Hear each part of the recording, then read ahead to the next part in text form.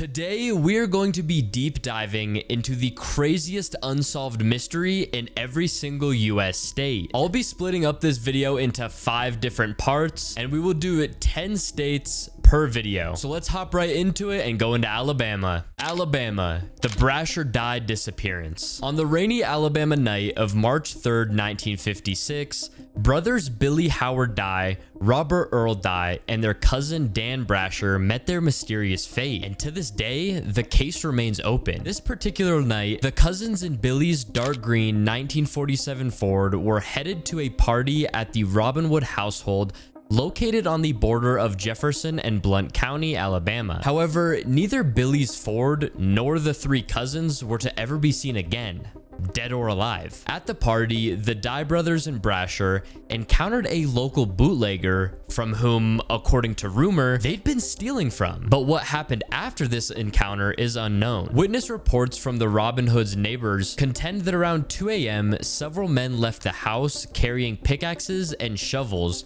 and piled into 2 cars, one of which was Billy's Ford. The first car came back, but Billy's car was never seen again. Additional reports with detailed accounts from a local convenience store employee in the area reveal that a man had come into his store following the cousins' disappearance, asking for anything that might remove blood from the floor. The clerk then recommended Red Devil Lye, which the man then bought. Due to the limited information and evidence regarding the case, many theories try to explain what did happen. One theory in particular speculates what happened that deadly night, theorized that the men were murdered at the party execution style or inside a Blount County cave. During the investigation, few strands of human hair were fished out of an abandoned coal shaft, leading to speculation that the men had been dumped there. Additional theories suggest that the murder was tied to moonshine, considering the era it occurred in being shortly after the Prohibition era. But still to this day, the Brasher Dye disappearance stories are told about the night that the 3 cousins disappeared without a trace. Alaska, the investor murders. On September 6th, 1982, 8 people were killed on a fishing boat. The boat, the investor, sailed from a small fishing village known as Craig in southeast Alaska. A man shot all 8 people with a .22 caliber pistol or rifle, and after killing everyone, the killer allegedly steered the boat towards a bay outside of town and set it on fire. The victims on the boat included boat captain Mark Colthurst, his pregnant wife Irene Colthurst, their 2 children, and 4 deckhands who were 18 and 19. The case is Alaska's most vicious unsolved homicide even today. Craig was a small fishing town in Alaska with about 100 fishing boats at the time, and the population was only like 600 people. Colthurst in particular had a very nice boat, and that was the investor, and it was said to be worth about $1 million. And he was recognized as someone who is very talented at fishing. This means Colthurst was not a regular in Craig and not very well acquainted with locals in the town. Once bystanders saw the boat on fire, they put it out, but were not able to save anyone inside, and no one could have even survived the fire anyway. The primary suspect in this case was a man named John Peel, who worked for the Colthursts before and had a fallout with the family. Peel was a 24-year-old from Bellingham, Washington, who was charged nearly 2 years after the murders. However, another witness said he wasn't the man on the skiff of the boat. Authorities charged him with the murders because they had believed he had a strong personal hatred against the Colthurst family for firing him. However, the evidence was circumstantial at best. But in the end, John Peel would be found not guilty for the murders. And to this day, no one knows who murdered the family. Arizona, searching for Robert Fisher. On the morning of April 10th, 2001, residents in Scottsdale, Arizona woke up to a home exploding into flames. The house belonged to the Fisher family. When first responders arrived on the scene and got inside the burning house, they found the remains of Robert Fisher's wife, Mary Fisher, and his 2 children, 13-year-old Brittany and 10-year-old Bobby Jr. The remains of his family were found still in their beds, leading investigators to think that they didn't die in the fire. Later autopsies of the victims produced a stunning revelation. All 3 had been stabbed to death, and Robert Fisher was nowhere to be found. A full-scale manhunt for Fisher initially turned up few leads. Mary's SUV, which disappeared on the night of the murders, was spotted by a hiker and had been abandoned near Fisher's favorite hunting area. Investigators hurried to the remote area, but the landscape was riddled with hundreds of caves, and days of searching produced nothing. But two theories did emerge. One theory proposes that Robert Fisher took refuge in one of the caves, where he eventually committed suicide. The other theory suggested that Robert Fisher left the SUV behind to divert the attention of investigators and then just vanished. But to this day, Robert Fisher was never found and faced no repercussions for the murder of his wife and his beautiful 2 kids. Arkansas, the Gurdon Light. The Gurdon Light is a mysterious floating light above the railroad tracks near Gurdon, Arkansas, which was first sighted during the 1930s. And because of this, many theories and stories exist to explain the light. Many trace the Gurdon Light legend to a murder that took place near the railroad tracks in December of 1931. William McLean, a foreman with the Missouri Pacific Railroad, was involved in an argument with one of his employees, Lewis McBride, regarding how many days McBride was being allowed to work, because during the Depression, the company did not have the option of giving McBride more hours on the job, and that led McBride to become very angry, and he hit McLean on the head with a shovel and beat him to death with a railroad spike or a spike hammer. The Gurdon Light was first sighted shortly after this murder, and many have come to believe that the light is actually McLean's ghostly lantern glowing. Another theory that locals toss around is that a railroad worker was working outside of the town one night, and he accidentally fell into the path of a train and his head was severed from his body. But they never found his head, so then locals say that this light is from his lantern as he walks around the tracks searching for his missing head. But one leading theory is that it's actually just highway lights reflecting through the trees. Historians, however, disagree. They say the light has been written about and spoken about since before the highway was even there. Scientists have tried to explain the light and concluded it can't be highway lights. So what is the Gurdon Lights? California, the escape from Alcatraz. On June 12, 1962, guards at the Alcatraz Federal Penitentiary began their day with a startling discovery. 3 inmates were missing from their cells. John Angelin, Clarence Angelin, and Frank Morris had escaped. On their pillows were papier-mâché replicas of their own heads, meant to mask their absence and throw guards off their scent. On the night of their escape, the men are believed to have left their cells, collected their supplies, and climbed their way up onto the roof. Then they shimmied down the bakery smokestack at the rear of the cell house, climbed over the fence, and snuck to the northeast shore of the island and launched their raft. But whether the men survived is a mystery the FBI has not been able to solve. Their bodies were never found, and over the years, people started to speculate over the fate of the 3 men. One theory suggests that the 3 men successfully escaped the island and made their way to freedom. Supporters of this theory argue that the escapees were skilled and resourceful enough to navigate the treacherous waters of San Francisco Bay and evade capture. They might have used the inflated rafts made from raincoats, which were discovered on nearby Angel Island,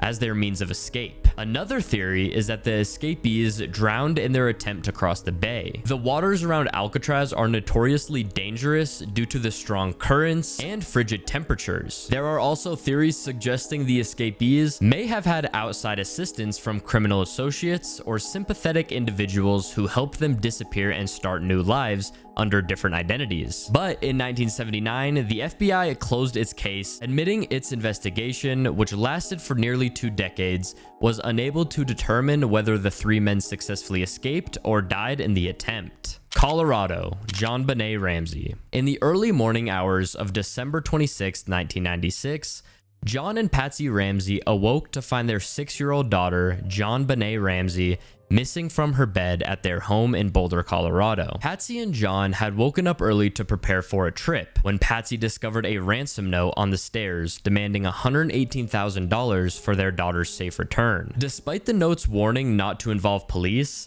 Patsy immediately called them, as well as friends and family, in order to aid in the search for JonBenet Ramsey. Police arrived at 5:55 in the morning and found no signs of forced entry, but did not search the basement, where her body would eventually be found. Before JonBenet's body was even found, there were many investigative mistakes made. For example, only JonBenet's room was cornered off, so so friends and family roamed the rest of the house, picking up things and potentially destroying evidence. The Boulder Police Department also shared evidence they found with the Ramseys and delayed conducting their informal interviews with their parents. The detectives instructed Mr. Ramsey and a family friend to go around the house to see if anything was amiss. The first place they looked was in the basement, where they found John Bonet's body. John Ramsey immediately picked up his daughter's body and brought her upstairs, which unfortunately destroyed potential evidence by disturbing the crime scene. During the autopsy, it was discovered that John Benet Ramsey had died from asphyxiation due to strangulation, in addition to a skull fracture. Her mouth had been covered in duct tape, and her wrists and neck were wrapped with a white cord, and her torso had been covered in a white blanket. Now, there are two popular theories in the Ramsey case.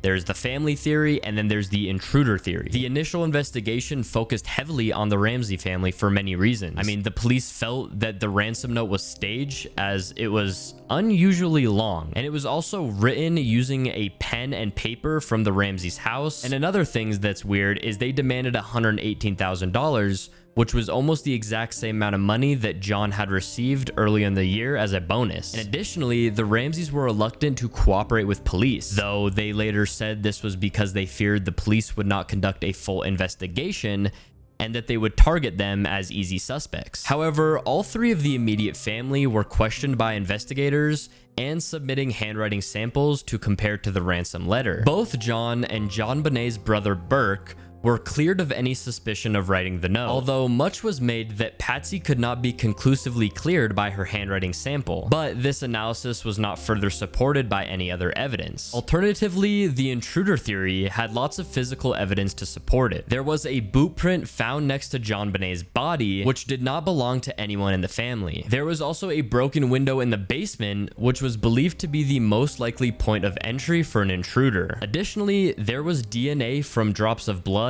from an unknown male found in John Bonet's underwear. The floors in the Ramseys' home were heavily carpeted, making it plausible for an intruder to have carried John Bonet downstairs without waking the family. But to this day, nobody knows for certain who killed John Benet Ramsey. Connecticut, the murder of Sylvia Baker. It's Saturday evening, July 17th, 1982. Sylvia Baker's son, Kelsey, is watching TV and her daughter, Elena, is sleeping. Sylvia tells Kelsey she will be right back and goes outside to take the garbage out. Sylvia is standing outside the apartment talking with neighbors. Then a blue van pulls up to the curb. Neighbors see several people, both men and women inside. Sylvia seems to know them and approaches the van and gets in. The vehicle disappears into the Hartford night. The night after Sylvia disappears, kids playing near a pond at Kenny Park, a 694-acre city park in Hartford's North End, find the body of a woman. She is naked and partially submerged in the water, and her wrists and ankles bound in red and white torn seersucker material and a blindfold over her eyes. She's been stripped of her shoes and any identifying material, but it doesn't take long for police to identify her as Sylvia Baker. She'd been strangled to death, and there was no evidence of who did it. When investigators interviewed Sylvia Baker's mother, Ethel Logans, she tells them that her daughter had recently joined a strange new religion, and this was some sort of cult thing. This so-called cult Sylvia's mother referred to was lesser known at the time and sparked a surprising and unwanted amount of suspicion from the public in relation to the case. Investigators, however, find this angle as a dead end. Some of Sylvia's ex-boyfriends were interviewed as well, but her murder does not appear to be a crime of passion, and to this day, nobody knows who murdered Sylvia Baker.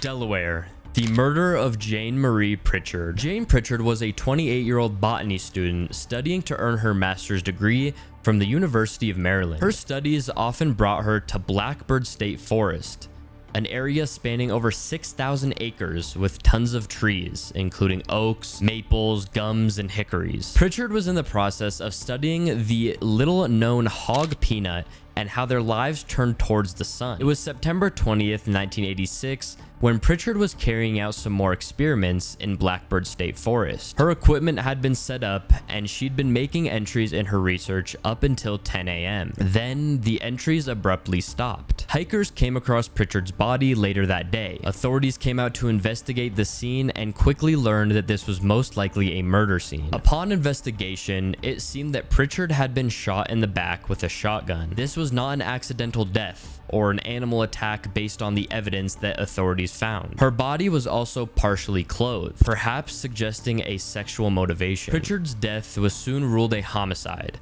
and a murder investigation began. The area surrounding Pritchard's body was roped off and thoroughly searched by authorities. They used metal detectors and sifted through the surrounding soil, searching for any clues like shell casings that might point to a specific murder weapon. Ultimately, they did find some undisclosed pieces of evidence that then went to FBI for analysis. It's unclear what that evidence was or if it pointed toward any one suspect or weapon. Days later, a hunter came forward saying he'd last seen Pritchard alive around 10 a.m. on the morning that she was murdered. The hunter was able to describe Pritchard's clothing, vehicle, and the scientific equipment she was carrying to conduct her experiments, making him a good witness. The hunter stated that he'd been hunting squirrels in the area near Pritchard, and he'd seen another hunter nearby. This other man was supposedly the last person that was seen near Pritchard before she was murdered. The unknown hunter that the witness described was seen as a prime suspect in Pritchard's murder. He was described as a Caucasian male, had a beard, and was about 5'9" or 5'10" with a medium build. A composite sketch was made of the supposed hunter and distributed to the public, hoping to find out who he was. Despite the story that the witness had told authorities, police were suspicious of the man and ended up charging him with first-degree murder and also possession of a deadly weapon in the commission of a felony. He was held without bail. However, when the DNA testing results came back from the California lab, they showed no match to the witness, and for that reason, he was released and the charges against him were dropped. In this case, there are really only two plausible theories about who murdered Jane Pritchard. Either the witness who came forward did, or another unknown hunter did. Florida, the spontaneous combustion of Mary Reeser. Before sinking into the overstuffed easy chair in the middle of her St. Petersburg apartment, a widow named Mary Reeser slipped into a nightgown and popped 2 sleeping pills. It was around 9 p.m. on July 1st, 1951. Reeser's only son, Dr. Richard Reeser Jr., had just kissed her goodbye after a visit. She was alone for the night and decided to enjoy a cigarette before bed. Reeser would not be seen alive again. When the landlady, Pansy Carpenter, tried to deliver a telegram the next morning, the door to Reeser's small apartment was warm and the handle was too hot to touch it. Inside the charred walls, embers still crackled. Firefighters burst into a soot and smoke-filled apartment. Reeser was gone and only a pile of black ashes remained. Amid the rubble, police found coil springs from the chair and part of Reeser's backbone. Her left foot sat in the pile, still wearing a black silk slipper. Her skull, reports say, had shrunken to the size of a cup. Firefighters found evidence of extreme heat. Bare candles' wicks towered above puddles of melted wax. Smudges of smoke had stained the tops of the walls. Warped electrical switches lined the room. Lower down, the walls were clean and the electric switches looked normal. Reeser's newspaper sat untouched and the sheets on her bed were still white. So how could a woman go up in flames without the rest of the room burning? What could have killed Mary Reeser? Well, here are some theories about how Mary Reeser went up in flames. One theory is that a ball of fire came through the open window in the apartment and hit her, causing her to go up in flames. And it's also possible that Reeser, drowsy from the sleeping pills she took, dozed off in her chair while smoking her evening cigarette. The nightgown she was wearing at the time of her death was made of rayon acetate and could have caught fire from a cigarette ash. Investigators decided this kind of accidental death was the most plausible theory. An anthropologist from the University of Pennsylvania disagreed, saying that Mary's skull would have exploded, but instead her skull actually shrunk. But to this day, no one knows the truth to how Mary Reeser died, and the investigators claimed it was the most unusual case they have ever witnessed. Georgia, the Bleeding House. At the age of 77 in September of 1987, Minnie Winston lived with her 79-year-old husband William and had been looking after him ever since his health started to deteriorate. William had kidney problems and had to undergo dialysis once a week. Minnie took a bath on the evening of September 8th to relax and unwind, but when she got out of the tub, she was met with a headache and something moist and sticky bubbling up between the tiles. She discovered blood on her feet and the floor, and it appeared that the substance had spread beyond the bathroom. Minnie woke up her sleeping husband in a panic. Minnie and William searched the entire house for the source of the blood and found more blood. It was in the living room, the kitchen, the crawl space, one of the bedrooms. It was in a hallway, and their whole entire basement was covered in this mysterious liquid, you know, that appeared out of nowhere that they thought was blood. And the couple speculated that a wounded animal might have entered their home, but their search yielded no evidence to support this theory. Despite their efforts, no explanation could be found for the sudden appearance of the liquid. They even inspected William's dialysis machine, but no signs of leakage were detected. Having exhausted all of their own leads and theories about the mysterious liquid, the Winstons eventually called 911 to request police assistance. Upon arriving at the scene, the first responders were EMTs who thoroughly examined the elderly couple for any unnoticed wounds or cuts. The police and Brenda Dipple, a lab technician responsible for collecting the blood, arrived shortly after. The police asked whether anyone else was present in the home and confirmed that Millie and William were telling the truth, that only them two were at the house. The couple had secured their doors and set their security alarm at 9:30 p.m. that evening, ruling out the possibility of an intruder. The first droplets of blood appeared around 11:30 p.m. that same night, leaving the police perplexed and at a loss at how to proceed, since there were no indications of homicide or any other criminal activity. Due to their inability to solve the mystery, the police decided to investigate the previous occupants of the house, located at 1114 Fountain Drive. Before the Winstons lived there, the house was occupied by Albert Thompson and his wife. Albert, a man who worked for the Federal Housing Authority, was involved in a car accident in 1950 where he was hit by a driver and left with internal bleeding. Albert passed away from his injuries shortly after returning to the Fountain Drive house. So some speculate that the appearance of blood in the Winston house, which coincided with the anniversary of Albert's accident and his subsequent death on Halloween, may be connected to his tragic fate. Minnie insisted that the blood found in her home was just, you know, rust and mud caused by a burst hot water heater in the basement or something like that. However, crime lab testing confirmed that the substance was indeed type O human blood. And when the public heard about this bleeding house, so many different theories arose. One theory suggests that the Winstons were seeking attention from their children, and as William relied on a dialysis machine,